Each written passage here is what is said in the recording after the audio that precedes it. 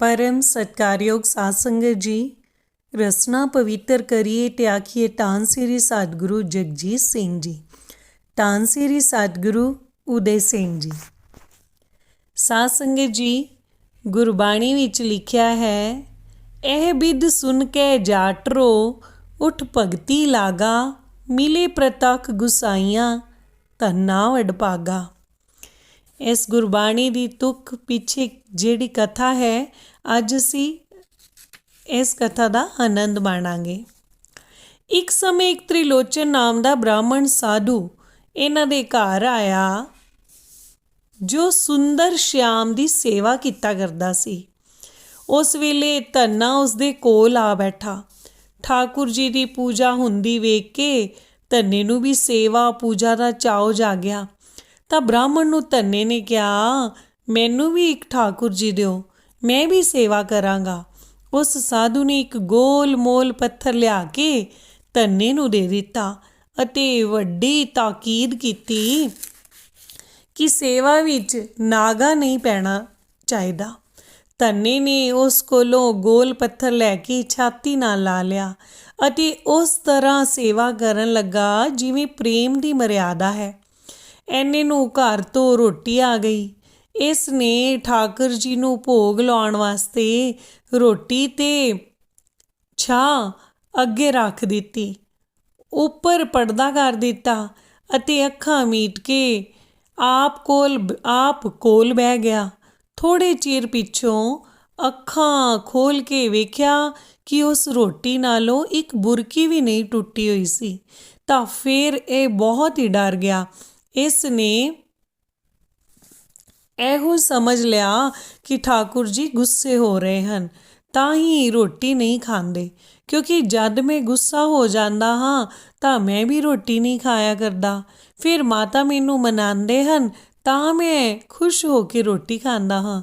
ਜਦ ਧੰਨਾ ਜੀ ਨੂੰ ਇਹ ਨਿਸ਼ਚਾ ਹੋ ਗਿਆ ਕਿ ਠਾਕੁਰ ਜੀ ਗੁੱਸੇ ਹੋ ਗਏ ਹਨ, ਇਸ ਲਈ ਰੋਟੀ ਨਹੀਂ ਖਾਂਦੇ, ਫਿਰ ਤਾਂ ਆਪ ਮੁੜ ਕੇ ਠਾਕੁਰ ਜੀ ਦੀ ਪੈਰੀ ਡਿੱਗਣ ਤੇ ਮਿੰਨਤਾਂ ਕਰਨ ਲੱਗੇ।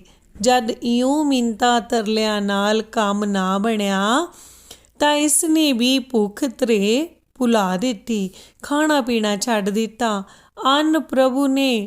ਅੰਤ ਪ੍ਰਭੂ ਨੇ ਜਾਣ ਲਿਆ ਕਿ ਧੰਨੇ ਦਾ ਪ੍ਰੇਮ ਸੱਚਾ ਹੈ, ਤਾਂ ਉਸੇ ਪੱਥਰ ਵਿੱਚੋਂ ਪ੍ਰਗਟ ਹੋ ਕੇ ਪ੍ਰਭੂ ਨੇ ਰੋਟੀ ਖਾਧੀ ਅਤੇ ਚਾਹ ਵੀ ਪੀ ਲਈ।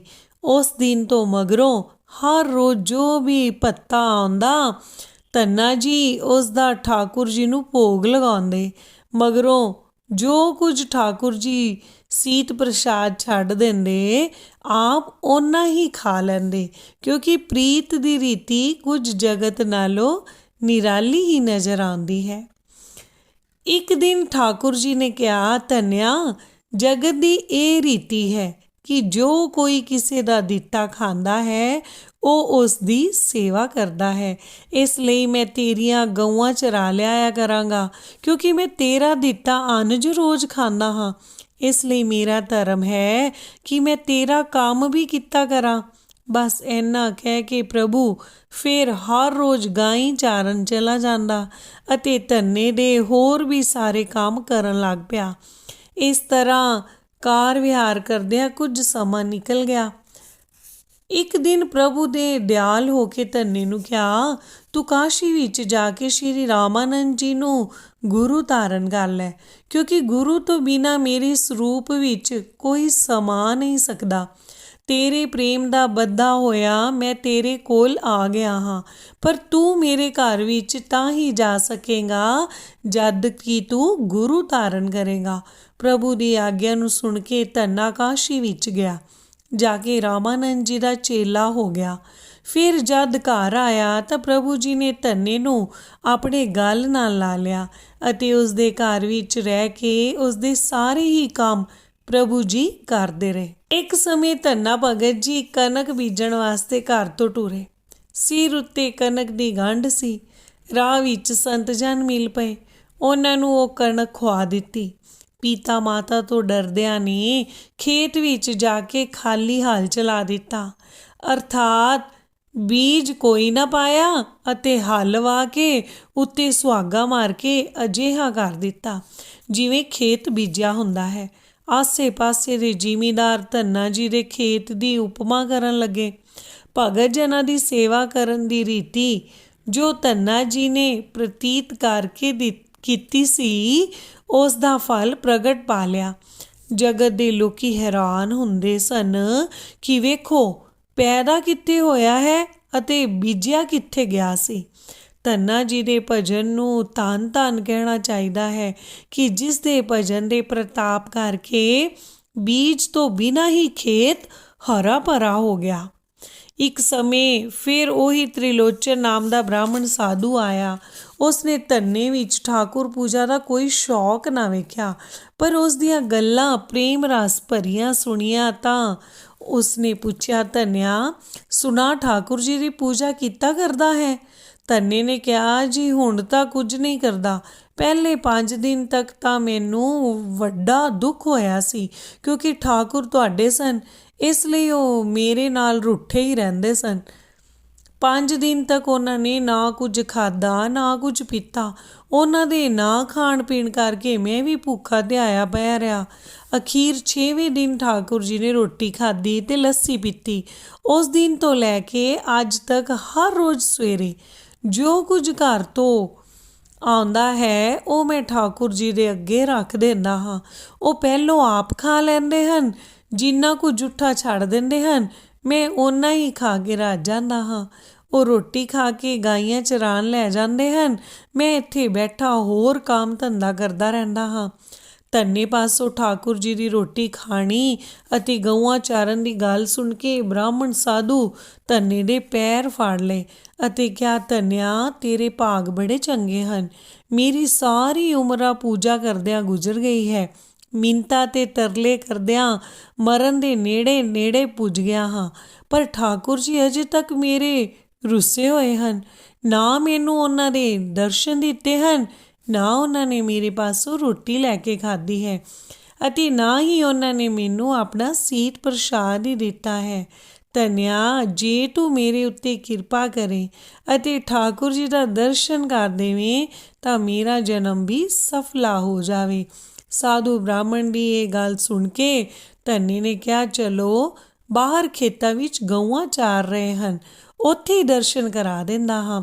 ਬਾਹਰ ਜਾ ਕੇ ਧੰਨੇ ਨੇ ਕਿਹਾ, ਉਹ ਵੇਖੋ ਲਾਖੀ ਗਊ ਦੇ ਕੋਲ ਠਾਕੁਰ ਜੀ ਖੜੇ ਹੋਏ ਹਨ, ਹੱਥ ਵਿੱਚ ਬੰਸਰੀ ਫੜੀ ਹੈ। ਵੇਖੋ ਕਿਹੀ ਪਿਆਰ ਭਰੀ ਚਿਤਵਨੀ ਨਾਲ ਸਾਡੇ ਵੱਲ ਵੇਖ ਕੇ ਮੁਸਕਰਾ ਰਹੇ ਹਨ।